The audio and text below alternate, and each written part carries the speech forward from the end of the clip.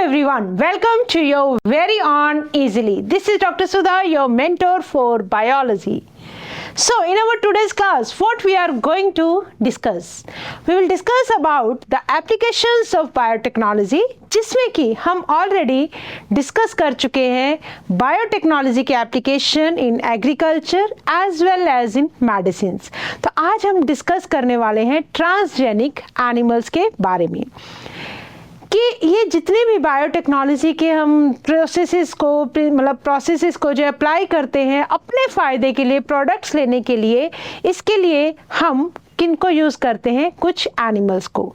ऐसे एनिमल्स जिनके genetic material के साथ हम चेंजेस कर देते हैं, जिनको जेनेटिक मटेरियल को मॉडिफाई कर देते हैं, ऐसे एनिमल्स को हम बोलते हैं बेटा ट्रांसजेनिक एनिमल्स। तो इन सब के साथ क्या क्या इथिकल इश्यूज जुड़े हुए हैं, कौन कौन सी ऐसी ऑर्गेनाइजेशंस हैं जो इन सब का ध्यान रखती हैं कि किस तरह से इन एनिमल्स के साथ भी कुछ भी गलत नहीं होना चाहिए। ठीक है, तो ये सारी डिस्कशन आज हम करेंगे, बट इससे पहले एक बार ये देखते हैं इजीली ऐप के साथ हमें अपने आप को जोड़ना कैसे है। तो सबसे पहले क्या करेंगे बेटा, इजीली ऐप पर जाएंगे। कहाँ से? गूगल प्ले स्टोर से इजीली ऐप को डाउनलोड करेंगे। न्यू यूज़र अपना मोबाइल नंबर फिल करेंगे और अकाउंट क्रिएट करने के बाद क्या करेंगे, पूरी इंफॉर्मेशन फिल कर देंगे। OTP नंबर से अपना नंबर, फ़ोन नंबर वेरीफाई करवा देंगे। वेरीफाई करवाने के बाद आपके सामने खुलेंगे कुछ कोर्सेज, जिनमें से आप सिलेक्ट कर लेंगे कौन सा कोर्स, दैट इज साइंस और नीट का कोर्स सिलेक्ट कर लेंगे। ठीक है, और इसके बाद आपको सिलेक्ट करनी होगी आपकी क्लास, क्योंकि आप अपने आप को एनरोल कर रहे हैं टॉपर बैच के लिए, that is for 12th class.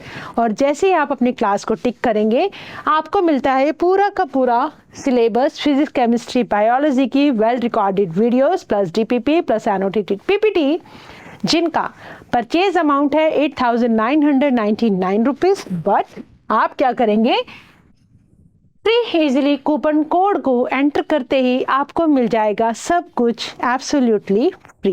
ठीक है, चलो स्टार्ट करते हैं जल्दी से। ओके, क्या है बेटा आज का हमारा topic? Transgenic animals. Try to understand the meaning of word. Trans मतलब चेंज, जेनिक मतलब जेनेटिक मटीरियल। उन एनिमल्स, वो एनिमल्स जिनका जेनेटिक मटेरियल हम मॉडिफाई कर दें, चेंज कर दें, they are known as transgenic animals. देखो, सबसे पहले देखो, let us check it from NCERT only.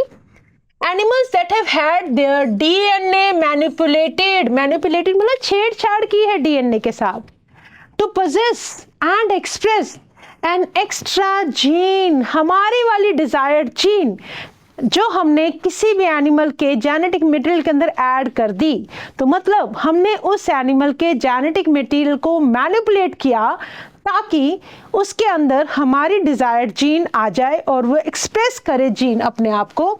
ऐसे एनिमल्स को बोलते हैं ट्रांसजेनिक एनिमल्स। आई होप हम ट्रांसजेनिक एनिमल्स का मतलब डेफिनेशन समझ गए होंगे। जैसे कि हमें पता है कि बहुत सारे जो एक्सपेरिमेंट्स होते हैं जितने भी, उसके लिए हम मतलब ह्यूमंस के ऊपर नहीं कर सकते ना ये सारे एक्सपेरिमेंट। तो उसके लिए हमें क्या करना पड़ता है, ऐसे कुछ एनिमल जैसे mice, rabbit, sheep, pigs, cows, fish, हम इनको यूज़ करते हैं। तो अगर इन एनिमल्स के मॉडिफिकेशंस कर दी जाए, मैनिपुलेट कर दिया जाए जेनेटिक मटेरियल को, तो इनको बोलेंगे ट्रांसजेनिक एनिमल्स। जैसे कि rabbits, pigs, sheep, cows and fish have been produced, although over 95% of all existing transgenic animals कौन है? माइस। माइस के ऊपर बड़ा सबसे ज़्यादा एक्सपेरिमेंट्स किए जाते हैं। Why are these animals being produced? क्यों? How can man benefit from such modification? चलो ट्राई करते हैं और एक्सप्लोर करते हैं कुछ बेसिक रीजंस को, क्यों हम इनको एनिमल्स के जेनेटिक मटेरियल को मॉडिफाई करते हैं, इसमें हमारा क्या फ़ायदा है। नंबर 1, हम स्टडी करना चाहते हैं बेटा जो जीन्स का रेगुलेशन है किसी भी नॉर्मल फिजियोलॉजी या डेवलपमेंट पर, मतलब कोई भी जो जीन कैसे एक्सप्रेस करती हैं, किस तरह से जो जीन का एक्सप्रेशन है, एक्सप्रेशन से जो प्रोटीन्स बनती है, उसकी वजह से कैसे एक लिविंग ऑर्गेनिज्म की जो फिजियोलॉजी है, मतलब जो फंक्शनिंग है, वो कैसे वर्क करती है और किस तरह से डेवलप होती है, हमारी एक तरह से स्टडी का, हमारे एक तरह रिसर्च का पार्ट है। दूसरा, to study the contribution of genes कैसे इन जीन्स का कंट्रीब्यूशन है एक डिजीज को डेवलप करवाने में, राइट। तो अगर हमें उसको स्टडी करना है तो हमें उस जीन को स्टडी करना पड़ेगा किसी लिविंग बीइंग के अंदर। अब वो लिविंग बीइंग ह्यूमंस नहीं हो सकते हैं, क्योंकि कोई भी ह्यूमन अलाउड नहीं करेगा कि लाओ मेरा जेनेटिक मटेरियल चेंज करो और मेरे पे एक्सपेरिमेंट करो। तो कौन बनता है हमारा शिकार? बेचारे 95% कौन? माइस। ठीक है, हम क्या देखना चाहते हैं? हम बायोलॉजिकल प्रोडक्ट्स निकालना चाहते हैं, हम वैक्सीन की सेफ्टी टेस्ट करना चाहते हैं। अगर कोई वैक्सीन मार्केट के अंदर आ रही है, फॉर एग्जांपल अभी रिसेंट टाइम में हमने देखा कोरोना वैक्सीन, तो वो मार्केट में आने से पहले, ह्यूमंस पे यूज होने से पहले उनको टेस्ट किया जाता है। किसके ऊपर? इन ट्रांसजेनिक एनिमल्स के ऊपर। किसी भी केमिकल की अगर सेफ्टी की टेस्टिंग करनी है, क्या वो उसकी टॉक्सिसिटी कितनी है, उसके लिए भी हम यूज करते हैं इन ट्रांसजेनिक एनिमल्स को। ठीक है, ओके।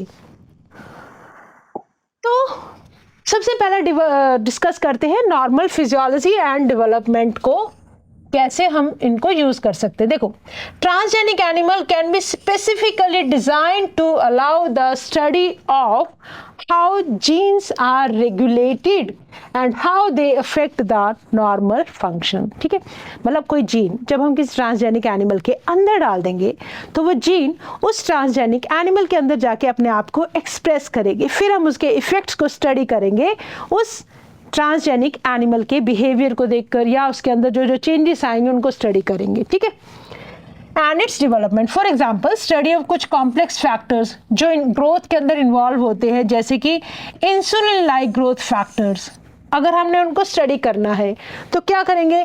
हम उनके जीन्स को इंट्रोड्यूस करेंगे from other species that alter the formation of this factor, और फिर हम इसके बायोलॉजिकल इफेक्ट्स को स्टडी कर सकते हैं। ठीक है, एनसीईआरटी की लाइन से information is obtained about the biological role of factor in the body, कि ये जो बायोलॉजिकल फैक्टर है ये बॉडी के अंदर क्या रोल प्ले कर रहा है। क्या किया हमने?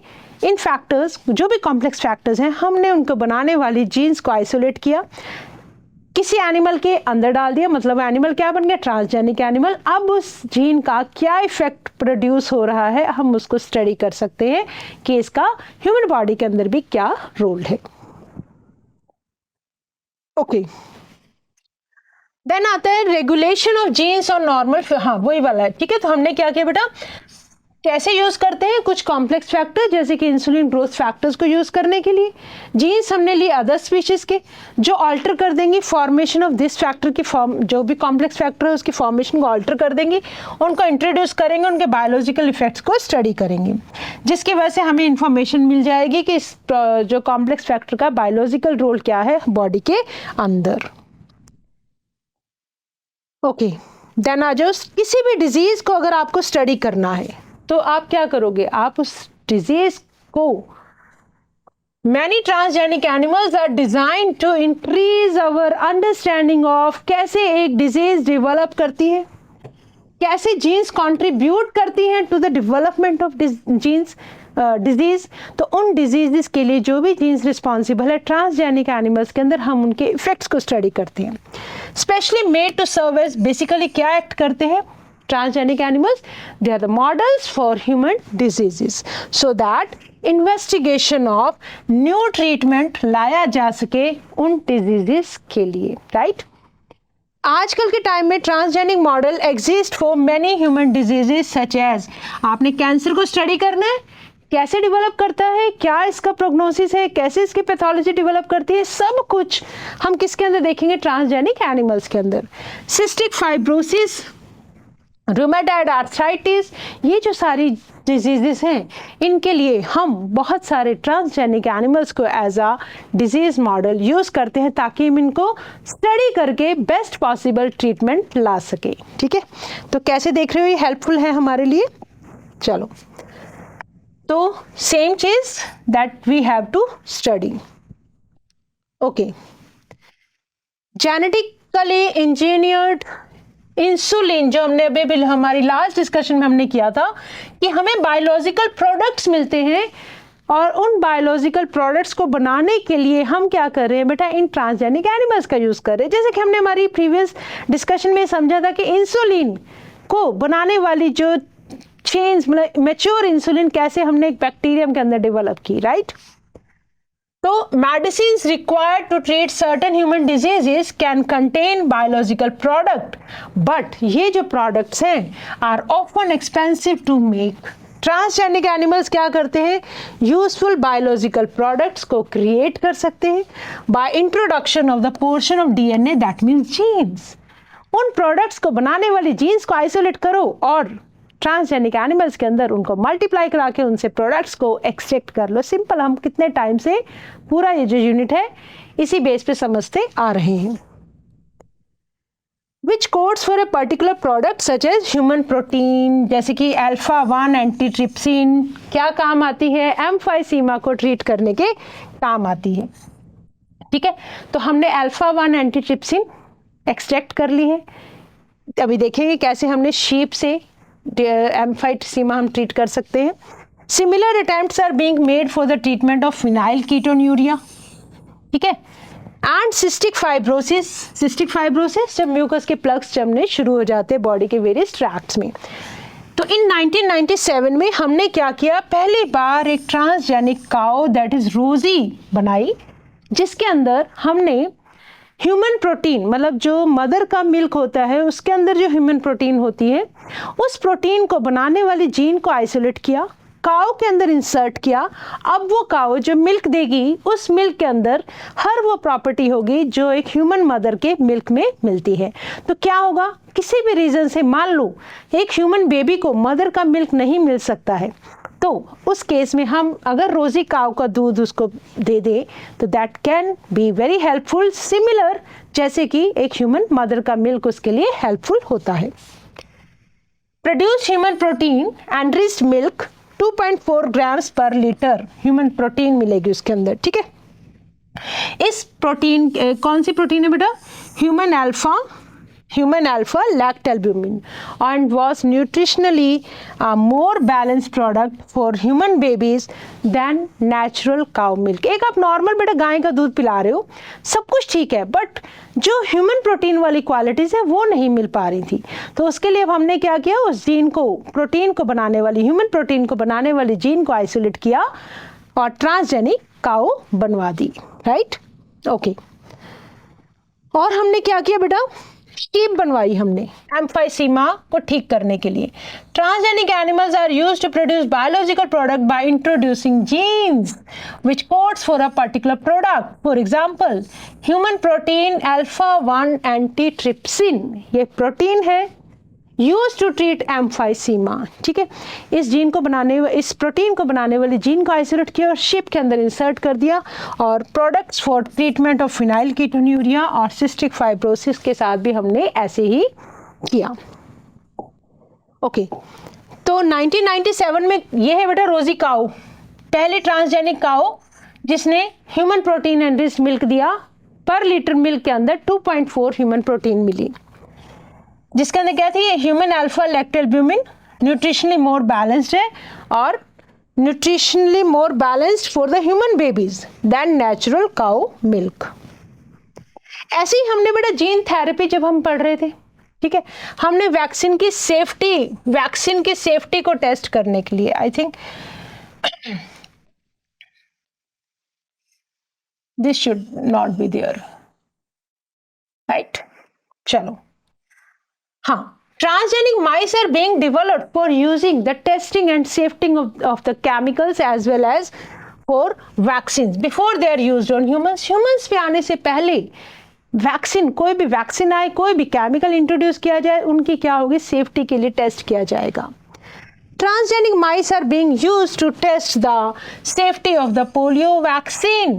पोलियो वैक्सीन के लिए भी, जो पोलियो वैक्सीन बच्चों को जो ड्रॉप्स पिलाई जाती हैं, दे आर ऑल्सो वैक्सीन, तो उसकी भी टेस्टिंग होती है किसके ऊपर, माइस के ऊपर।